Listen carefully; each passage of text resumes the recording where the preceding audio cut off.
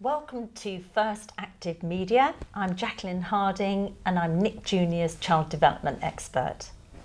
Hi, I'm Jess McGlynn, mummy to 2 children and blogger at Catch a Single Thought. I think it's really interesting to look at the value of routines or order of the day from a child's perspective. What is it that they really gain from it?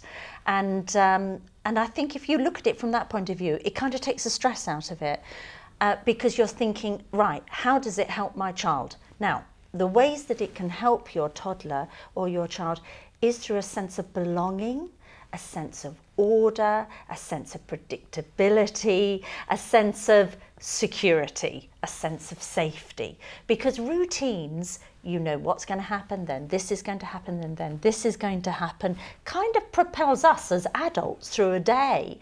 And you know how it feels like, you know, when you're kind of like all at sea and you don't know what's going to happen or something new is happening to you, then if you kind of transfer that into the feeling of how a child might be feeling, then a kind of knowing kind of roughly this is going to happen and this is going to happen makes you feel good and it makes you feel safe. So routines or order of the day, because routines feel terribly kind of regimented, but an order of the day can really, from a child's point of view, make them feel secure. The extent to which you try to implement a routine can be very much down to the personalities and traits of individual children. All children are different. Some will respond very well to a strict routine. My daughter, for example, thrives in an environment where she knows exactly what's going to happen, when it's going to happen, and if there's any diversion from that, we have tantrums and meltdowns and, you know, you didn't say that bit was going to happen, mummy. Whereas my son is not interested in a routine at all, and their 2 personalities are very different as well. My son is much more laid back. My daughter, you'd not describe her as uptight, but she is very, you know, I need to know what's going to happen and it's going to do this and we're going to do this.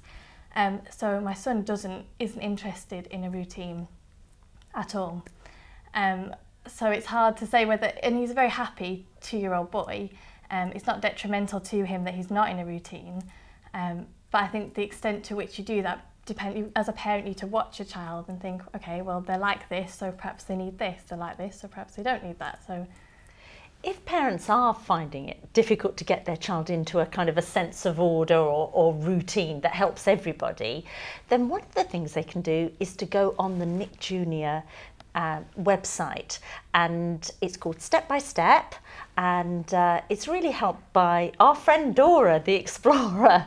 And as we know, so many children absolutely adore Dora, and using her as a bit of a role model can help parents. So on the Step by Step website, parents will find a range of resources, from tips, ideas, videos, downloadable materials, all sorts of tick charts and charts for this and whatever.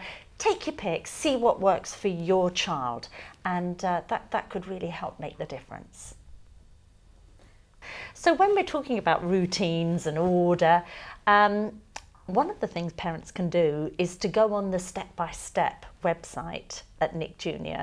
and download some helpful resources. So if we're thinking about like potty training, for example, and you really want to reward your child for sort of noticing that it's time for a bowel movement, or it's time for, you know, wee time on the potty, then we have you know, a lovely little trophy here. You did it, you managed it. And it's all about celebrating when they manage something. So helpful downloadable resources that just give us a bit of an edge, something to do, something to help us, like that is a really good idea. if you're unsure about whether to implement a routine or not, I think it can be useful to think about what you want the end product to be. One of the areas I would say is important to have a routine is at bedtime, because that's very key for children winding down. It's also a nice time when parents can spend time with their children without distractions, so reading stories and that kind of thing. But ultimately, I think parents need to do what's best for their child. If the child doesn't respond to routine, then I think it's fine to not have a routine and to just go with the child. If you're struggling with challenging behaviour, then again, routines can help with that.